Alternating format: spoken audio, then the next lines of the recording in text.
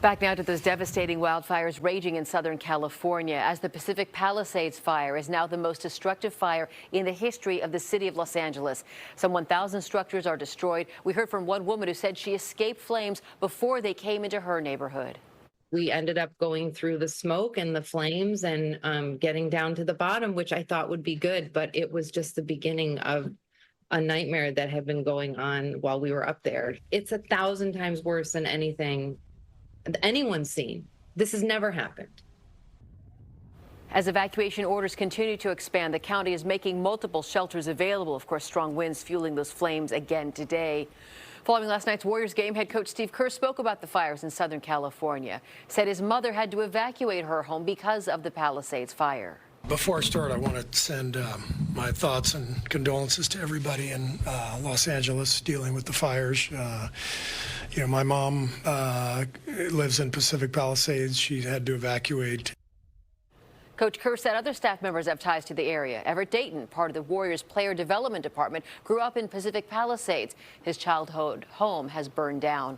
Get some more insight on what's happening to the south of us by turning, as we often do, to former FEMA coordinator Novo. Thank you so much for joining us again this afternoon.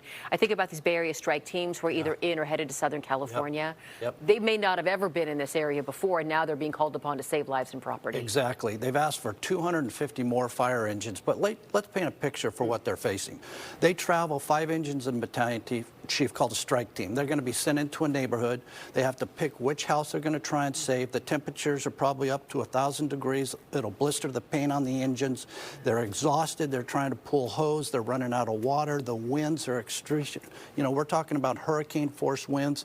So that's not just the firefighters. Imagine all the people and the residents that are facing that too. Right. We heard from earlier emergency officials saying, the city of LA is massive and there's still daily life happening there. Absolutely. We were talking earlier. They run about 1,500 calls a day, requests for service. They were at 3,400 yesterday, so they're trying to manage 3 or 4 different fires as well as their existing load. Great challenge before them. That's why you're seeing so many engines come from the north part of the state down there to help. Help on the ground also in the air. We understand that the air attack has restarted after being grounded last night. This has to be good news. Oh, it's huge because, number one, you can get intelligence. Last night they couldn't fly the drones to be able to determine where the hot spots were. That's number one. Number two, we know Pacific Palisades, they had 3 large water tanks are out of water. So now they got to figure out how do we get water into that area to try and combat the fire. And so that's going to have to be aerial operations along with some ground stuff. Does the Pacific Ocean's proximity help at all?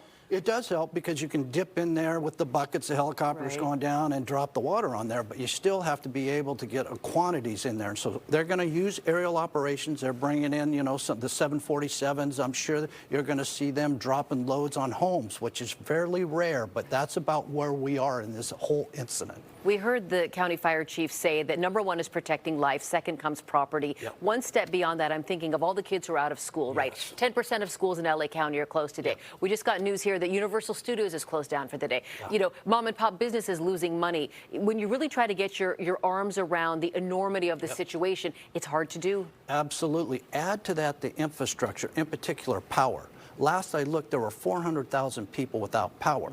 So it's going to take time to restore that power for those businesses and homes to rebuild. So it's a compounding effect in terms of not just the fire being tragic, but it's the aftermath that comes with that fire. A lot of this is so familiar to people who live in Southern California. One fire official noted that one of the fires that's burning is sort of in the same footprint as the Saddle Ridge fire back in October of 2019.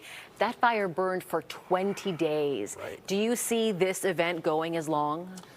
Well, we're not in wildlands, so that's part of it. But what we are seeing that I find fascinating is we're talking about no containment on fires that are really in an urbanized area. And so that's just mind-boggling to me and what it takes to get resources. Now, remember, most of those resources come from the north part of the state, so it's travel time for those fire engines to get down and help. Certainly, there are Southern California that are helping, but it's going to take some time to get those resources down there. Right. I think we heard, firefighters from, Washington State, Oregon, far outside of California. Yeah. At a certain point, do the resources stop? or is there always more available? Well, you're going to keep drawing as much as possible, but as you see, you're having to go out of state to be able to do that. Which is time. Which is time. We've got the National Guard deployed. You've got some of the larger aircraft. So it's just a matter of trying to figure out what they call zero impact period. In other words, when I call for resources, how long is it going to be before those resources are able to be effective and we can deploy them into an area? So they're calculating that, but in the meantime, you're still seeing the fire grow, burn, temperatures are high, and the winds have died down, but my understanding is they're going to ramp up this evening. Right. We'll talk to Mark about that in just a second here. Back to what's happening on the ground in Southern California. You know, we've heard the city's opening up shelters. You know, what is the FEMA response? What can be provided to help those who are kind of back at square one for now? Yeah, what they're doing is they've got an FMAG, which is a Fire Management Assistance Grant. And we know the president was down in Coachella, so he's getting a pretty good information flow as to what's going on. They've declared it. They're waiting for a major presidential disaster declaration. But in the meantime, what they do have is money to be able to pay overtime, sheltering, traffic control, et cetera. So people are going to get some resources for life sustaining.